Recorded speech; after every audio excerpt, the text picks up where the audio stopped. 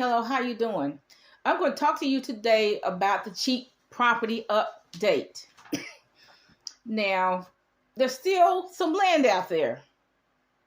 There really is. There's still some land. I know there's a lot of houses that are hyperinflated because of the situation that we're competing with Central American for housing. So they have Mexicans will buy a house for 125 and sell it for 260 in about 4 or 5 years. That's hyperinflation. A normal house does not inflate like that, but they do it anyway. But I'm talking to you about the cheap property update. There are still some properties out there. Most people on Skid Row can get their hands on $100. They either got a check coming in for this, that, the other, for some reason, either retirement or they're old, a handicap, or whatever. I don't know, but and then most of them can hustle $100. Okay, so people on Skid Row are not as poor as we all believe. They're down and out, but they're not as poor as we all believe. That's why I say if you are poor by the government says, let's use now I don't like help from government, but look, by the government standards, if you are poor, you got to live on that economy. Okay, that's your economy. Okay, let's just say that you're getting $800 in Social Security or SSI. Now, I'm being generous. That's not realistic, but let's just say it. Okay, so you're on Skid Row. You need to get off Skid Row. And you need to get off Skid Row and go to the library. Okay, and go to the library and choose the state that you want to live in. And research the county that you want to live in and see how you can buy tax delinquent property. Just search, go on Zillow. If you from I don't know, somewhere in Indiana, just go on Zillow. Properties under 100K in so-and-so Indiana. Okay, and you find a property, and that's how you narrow it down. There are still some properties out there. I don't know if they're going to be out there forever, but there's still some properties out there. Now, if I want some property in a particular state, I do not fly to that state or drive to that state. Unless it's very close to my state. I got interested in real estate in Alabama, for example. So the first thing I did was right off the internet, I printed a map of Alabama.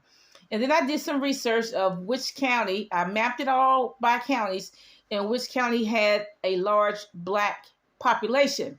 And the reason why I did that is because a lot of tax delinquent properties are in the Black community. And I don't want to be bothered with all the racism and blah, blah, blah in the white communities. I don't want to be bothered with that. So each county, I decided, I just did, this is real statistics, which counties in Alabama has whatever the population of Black people is, whatever the population is. Okay, so I do all this on the internet. Then I go to the city, I click to the city offices, and I have a whole list of tax delinquent property in the state of Alabama. I have a whole list.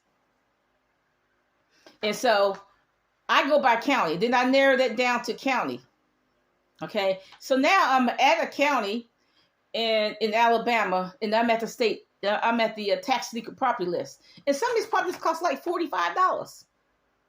And that's what I'm saying. Most people on Skid Row got $45. They got $100.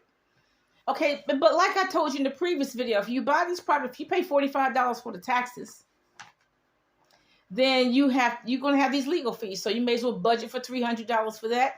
You're going to have to pay a lawyer. And how are you going to find a lawyer? Well, what you do, you go to the yellow pages of that particular town in Alabama, and you just keep calling. Which lawyer do you take care of tax delinquent properties? Because you got to have all these legal things taken care of when you buy tax delinquent property. You don't just pay $45 and walk off. You pay a lawyer, you pay legal fees to the county, etc. It's not, but I do all of this on the internet. Because if I fly to Alabama, I got to fly down there. Then I got to rent a car to go to a particular county. And that could be a staggering amount of money.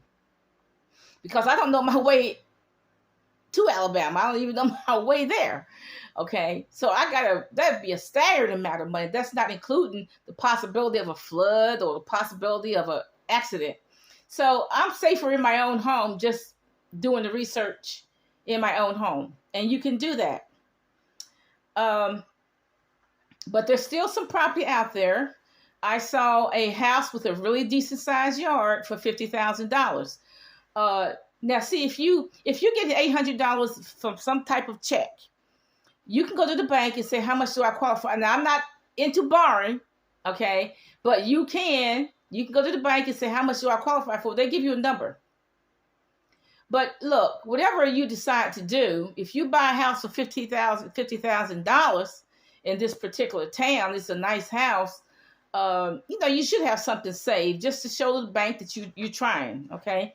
But there are properties like that for $50,000. I remember seeing a church that nobody wanted for $13K.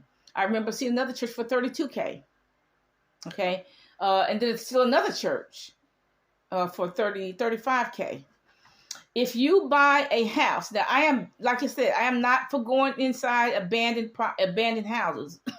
Okay, but if you do buy an abandoned house, before you buy that house, go to the city office and ask, what do you need to do? Can I demolish the house myself? They may say something about asbestos test. It was going to cost you $10,000. You don't want that, so just forget about the house. But Alabama has a lot of abandoned houses, has abandoned churches, abandoned banks, has a whole lot of stuff, abandoned towns, okay? There are some abandoned towns. If you have $300,000 to spare, I do urge you to buy these abandoned projects in various cities across the nation, in Oklahoma, definitely in North Carolina, Tennessee, abandoned projects. Okay, you can rehabilitate those and rent them out. But like I said, go through the process. Go to the county. Do most of your research on the internet. I do most, if not all, other research on the internet first before I even think about buying anything. I do 95% of my research on the internet first. So that's what I urge you to do. But there still are some properties out there. Have a nice day.